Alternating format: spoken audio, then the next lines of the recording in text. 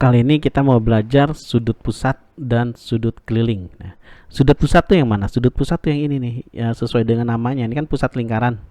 Nah, ini sudut pusatnya, di pusat lingkaran. Sudut keliling mana? Ini yang sudut keliling itu. Ini sudut keliling. Ya, kenapa dibilang sudut keliling? Karena ini ujungnya si B ini bisa bergeser kemana aja nih. Ya, dia bisa bergeser kemana aja ujungnya. Kayak gini nih, ya, bisa ke sini, ujungnya bisa ke sini, bisa ke sini. Oke. Kita langsung aja. Nah, tentukan besar sudut AOC, ya. AOC berarti kan sudut pusat yang ditanya. Nah, sudut pusat itu 2 kalinya dari sudut keliling. Jadi kalau sudut kelilingnya 50, sudut pusat 2 kalinya jadi 100 gitu ya. AOC udah dapat 100 sudut.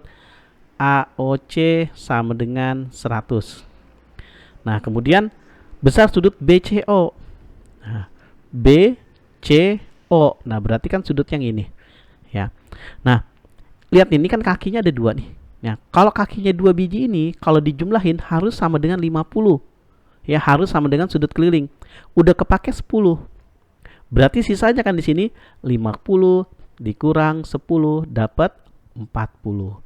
Gitu ya. Pokoknya 2 kaki ini dijumlahin harus sama dengan 50. Berarti sudut BCO sama dengan 40.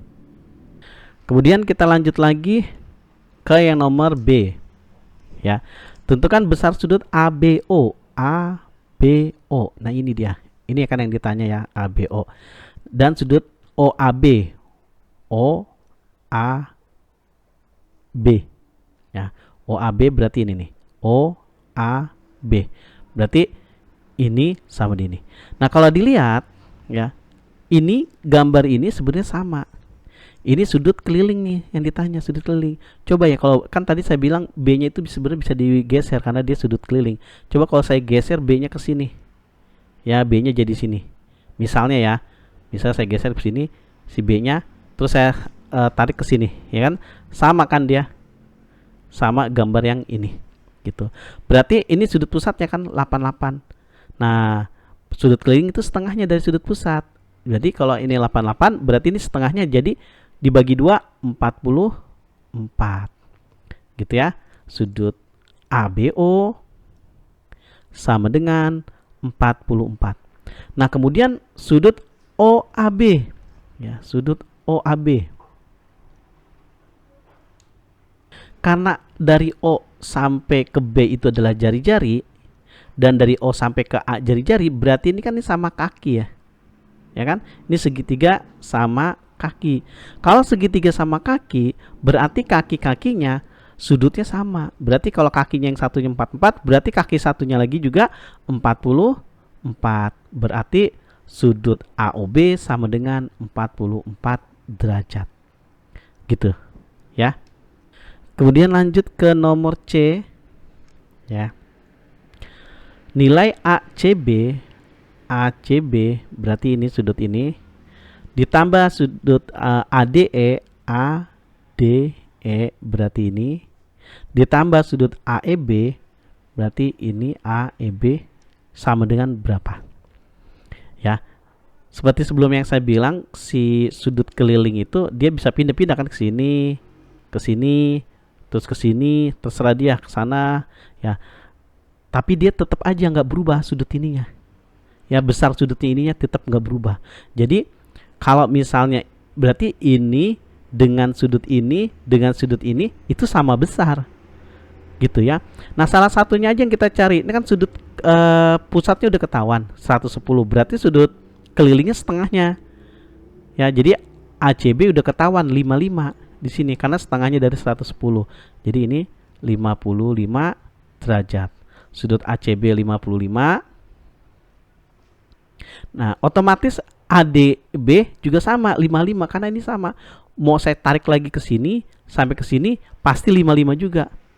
Ya, mau saya tarik dia ke sana ke sini, mau ngasal tarik sana ke sini pasti dia 55 juga. Yang penting ininya tetap sama.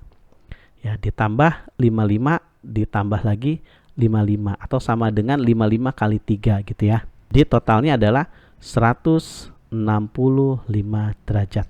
Ya, penjumlahan sudutnya. Lanjut lagi ke yang nomor D.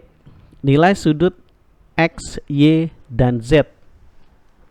X-nya ini, Y-nya ini, Z-nya ini. Nah, kita lihat. Nah, ini adalah kaki-kakinya ya, dari sudut pusat sama sudut keliling kan, ini kakinya nih. Nah, ingat ya, di soal yang nomor A, kalau kakinya dijumlahin itu sama dengan sudut kelilingnya. Gitu ya. Ini kan totalnya berarti 47. Udah kepake 25, berarti X itu sisanya 47 dikurang dengan 25, sisanya adalah 22. Jadi X dapat 22 gitu. Terus sudut Y, ya sudut Y ini sama ini ya, sama nih pasti. Kenapa ini sama ini sama? Karena kan ini jari-jari, ini kesini jari-jari, berarti dia segitiga sama kaki gitu. Yang beda kan ini berarti ya. Nah, kita cari ini sudut pusatnya. Sudut pusatnya kita cari dulu. Kalau sudut kelilingnya 47, sudut pusatnya kan 2 kalinya ya. Berarti 2 kalinya dari 47, 94. Jadi 47 dikali 2 dapat ini 94. Gitu. Dari sini nanti kita dapat Y sama Z. Segitiga itu totalnya adalah 180. Ya, kita nyari Y-nya dulu deh. Ya kan? Segitiga itu totalnya adalah 180. Ya. Karena udah kepake 94, berarti dikurangin 94. Sisanya adalah punya Y sama punya Z dengan jumlah yang sama. Jadi kita bisa dapat Y sama Z. Caranya dibagi 2. Karena kenapa? Sisanya adalah buat mereka berdua. Jadi dari segitiga ini totalnya, kalau saya ulangi, ini totalnya adalah 180 ya. Kan udah kepake 94 ya, 94 derajat. Sisanya buat Y sama Z. Makanya untuk nyari Y, karena untuk mereka berdua, jadi dibagi 2. Jadi Y sama dengan 180 dikurang 94, 86. Dibagi 2 jadi 43. Jadi Y 43. Nah, Z juga sama karena kan dia sama kaki. Jadi Z sama dengan Y, berarti sama dengan 43 derajat. Gitu ya. Semoga ngerti.